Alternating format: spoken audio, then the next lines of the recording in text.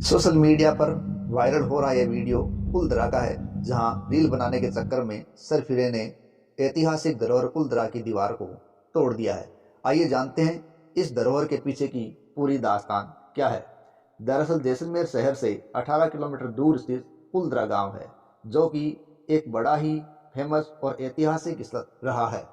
कुलधरा गांव पूरे देश में भूते स्थान के तौर पर फेमस है। दरअसल वर्ल्ड फेमस टूरिस्ट और हिस्टोरिकल डेस्टिनेशन कुलधरा में तोड़फोड़ और दीवार तोड़ने का वीडियो बड़ा ही गलत है। आइए जानते हैं कुलधरा के विरासती गांव होने की कहानी क्या है। हमारे YouTube channel famous stories of the world में आपका स्वागत है। देखिए, राजस्थान के जैसलमेर शहर से 18 किलोमीटर दूर स्थित एक गांव है और वो गांव है कुलधरा। अगर इसके खंडहरों को देखें तो खंडहरों को देखकर हमें प्राचीन स्थल मोहनजोदड़ो और हड़प्पा सभ्यता की याद अपने आप ही आ जाती है। यह गांव भी कभी पूरी तरीके से गुलजार हुआ करता था और जैसलमेर में व्यापार की दृष्टि से इसका अपना एक अहम रोल था, लेकिन आज ये गांव है वो सन्नाटे की एक चादर ओढ़े हुए है। राजस्थान के रेगिस्तानी इलाके में कुलधरा गांव 200 सालों से वीरान पड़ा है। इस गांव को लोग अब भूतों का डेरा कहते हैं। रेगिस्तान के बीच में इस गांव में दिन के उजाले में कई लोग घूमने के लिए आते हैं, लेकिन जैसे जैसे अंधेरा होने लगता है, अंधेरा होने पर यहाँ सन्नाटा पसरने लगता है और ये पूरा गांव एक सन्नाटे की चादर ओढ़ लेता है।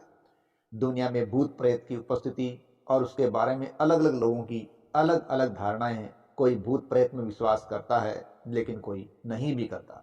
लेकिन जहाँ कुलधरा की बात है तो कुलधरा को लेकर स्थानीय लोगों के बीच कई कहानियां सुनने को मिलती है और इस कहानी में सबसे प्रसिद्ध कहानी है कि कभी एक गांव पालीवाल ब्राह्मणों का एक ठिकाना हुआ करता था और जैसलमेर रियासत में 200 साल पहले उस वक्त एक अय्यास दीवान भी हुआ करता था और उस अय्यास दीवान का नाम था सालम सिंह। उसने एक बार इस गांव की एक खूबसूरत लड़की को कुएं पर पानी भरते हुए देख लिया। अब उसकी बुरी नज़र जब इस लड़की पर पड़ी तो उसे पाने के लिए उसने उस गांव के बीच में उसको पाने का प्रस्ताव ही रख दिया था।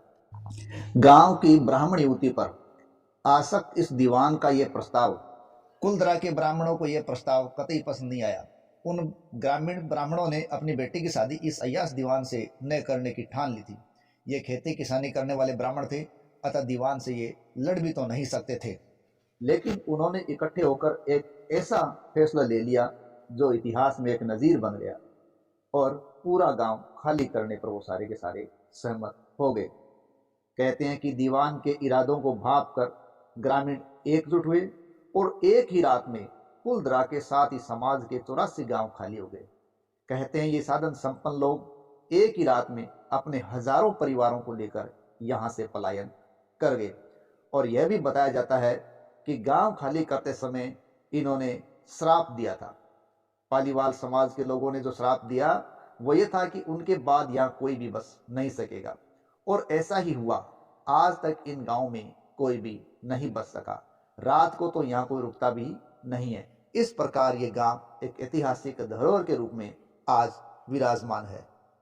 तो ऐसी ऐतिहासिक धरोहर को नुकसान पहुंचाने वाले लोगों के खिलाफ सख्त से सख्त कार्रवाई होनी चाहिए, ताकि हमारी ऐतिहासिक विरासतें हैं वो सुरक्षित रखी जा सके। पालीवाल ब्राह्मणों के कुलधरा में आने की भी एक अलग ही कहानी है। ऐसा कहा जाता है कि पालीवाल ब्राह्मण कुलधरा के अंदर पाली से आकर बसे थे। दरअसल जब भारत में सल्तनत का शासन था, उस वक्त सल्तनत के शासक अलाउद्दीन खिलजी ने कहते हैं पाली पर आक्रमण किया था। पाली पर आक्रमण के दौरान वहाँ लंबे समय तक संघर्ष चलते रहे और कालांतर के अंदर पालीवाल ब्राह्मणों को इस क्षेत्र को वहाँ से खाली करने के लिए मजबूर होना पड़ा और वे अलग अलग स्थानों पर चले गए।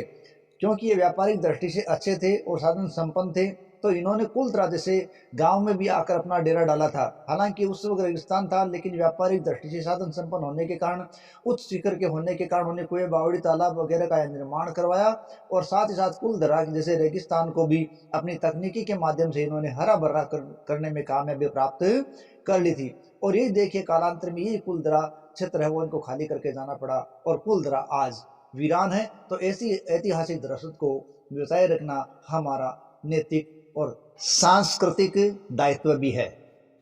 इसी आज की छोटी सी कहानी के साथ जय हिंद, जय भारत।